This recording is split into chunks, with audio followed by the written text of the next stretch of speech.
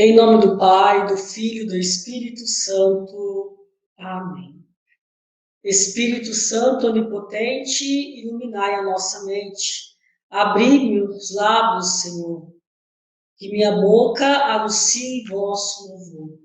E é neste louvor, Senhor, que nós queremos começar esse nosso dia. Atentos à sua palavra, proclamando-o como verdadeiro Senhor e libertando-nos de toda a superficialidade da nossa fé, ou de qualquer forma de descrença ou de comodismo, ou nos acostumarmos com a tua presença. Meus queridos irmãos e irmãs, como é bom em cada palavra, em cada atitude, renovar o nosso coração e a nossa fé. Claro que tudo depende de como eu manifesto a minha fé. E aqui está a lição hoje do Evangelho de Marcos, capítulo 6, versículo de 1 a 6. Marcos, ele sempre mostra Jesus indo para lá e para cá. É um Jesus bem missionário, é um Jesus que todos nós devemos aprender. Não um Jesus, mas o Jesus.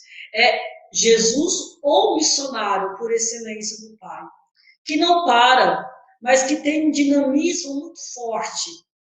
Jesus volta para a sua terra natal, vai numa sinagoga no dia de sábado, começa a ensinar e logo muitos que ali estavam escutando Jesus ficam admirados novamente, a admiração entra em jogo aqui, mas ao mesmo tempo que fica admirado, também fica questionando, nossa, como pode ter tanta sabedoria, como pode, né, ter tantas palavras acertadas, palavras bonitas, palavras que enchem os nossos olhos.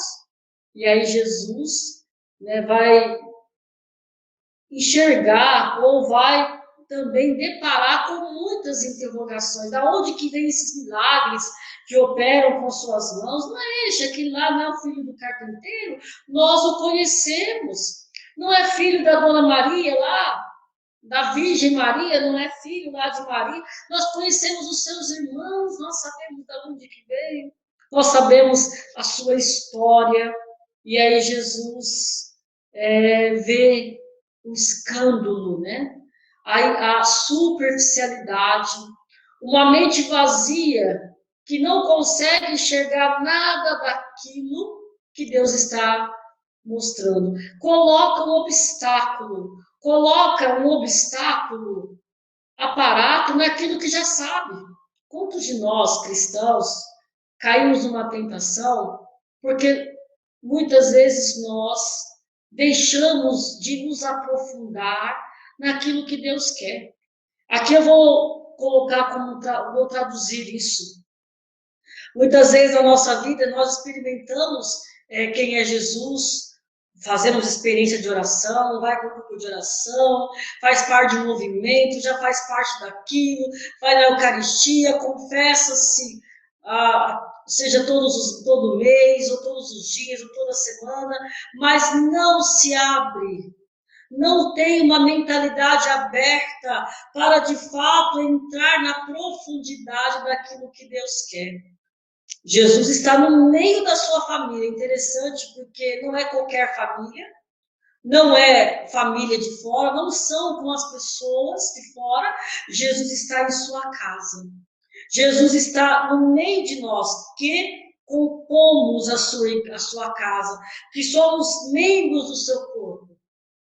Só que aqui, meus irmãos, o corpo, os membros não trabalham isolado. Eles não trabalham de uma forma superficial. Nós trabalhamos interligados um com o outro para formar esta casa, para formar esse corpo, com os dons, com as graças que recebemos, mas para nos abrirmos mais às graças e os dons que Deus tem nos derramado, e Ele não vai parar de nos derramar, depende da nossa abertura. Tem gente que consegue se abrir um pouquinho. Mas por quê? Porque está acostumado, né? Tem medo, se sente inseguro, ou cria-se um mecanismo de defesa e fica na defensiva, porque um pouco mais eu acho que eu vou me comprometer, eu acho que Jesus vai saber muito de mim, eu acho que eu vou me expor ao perigo, como se diz, eu vou vender a água para o inimigo, e quando nós pensamos nessa realidade, nós ficamos na defensiva, e esquecemos que Jesus é o nosso amigo, que quanto mais nós o conhecemos e nos deixamos ser conhecidos, porque ele já nos conhece, mas quanto mais nós o conhecemos e nós os deixarmos ser conhecidos, a graça vai crescer muito mais. Eu não vou ficar preocupado com o que o outro pensa. Eu não vou ficar sofrendo porque o outro sabe mais do que eu, ou porque o outro tem aquele dom, aquela virtude. Não, para com isso. Eu vou saber o que eu tenho de melhor a dar. E só pode dar o melhor quem é profundo na sua fé. Quem passa pelo crivo da correção divina. Olha que interessante a carta aos Hebreus. O trabalho que Deus faz em nós é que nós nunca resistamos na luta, mas que nós, meus irmãos, possamos ir até o fim. E quem vai até o fim tem um coração de filho. O filho, meus irmãos, é aquele que é o receptáculo do aprendizado. É o receptáculo do que recebe. Qual que é a maior herança que o pai pode dar para um filho? O seu conhecimento. Não é a riqueza, lembra? Os pais ficam preocupados, eu tenho que deixar isso, deixar aquilo. Não. A maior herança que o pai pode deixar para o filho é o conhecimento. Conhecimento de si, conhecimento dos outros, conhecimento da própria família, dos valores, porque com isso ele vai conseguir administrar o que virá depois de consequência. Qual é a maior herança que Deus nos deu, meus irmãos? É a pessoa do seu Filho Jesus. E diante deste mistério, acolhendo o seu Filho Jesus, nós vamos aprendendo a nos transformar nele e a sermos como ele é. Deus nos corrige, a correção de Deus não é uma correção, não é um castigo, não é um. Eu vou deixar você lá atrás da porta, ou vou deixar você lá. Não, o Senhor permite muitas vezes situações, escândalos que nós passamos, realidades que nos humilham para nos transformar, porque Deus quer a nossa salvação. Se for para passar por aquele escândalo e para o meu bem, para a minha salvação, eu tenho que rezar, Senhor, a casa pode cair, eu posso me ruinar, mas a minha alma está livre, está salva. É isso que nós temos que pedir ao Senhor. Por isso aqui eu quero terminar essa reflexão. Pois o Senhor corrige a quem Ele ama e castiga a quem aceita como filho. Muitas vezes, meus irmãos, existem permissões na nossa vida, divinas, né? Permissões divinas, para crescer.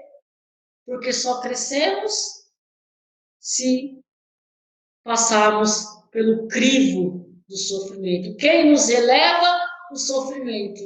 Mas uma pessoa que, se não entender o sofrimento, não compreender o sofrimento, vai ficar na periferia e não vai aprender com nada. A culpa sempre vai ser do outro. Eu vou ficar olhando para o outro e o que eu aprendi sobre mim, o que eu aprendi com essa situação e o que eu posso fazer, então, para mudar esse cenário. Acolhendo o propósito de Deus, tudo mudará.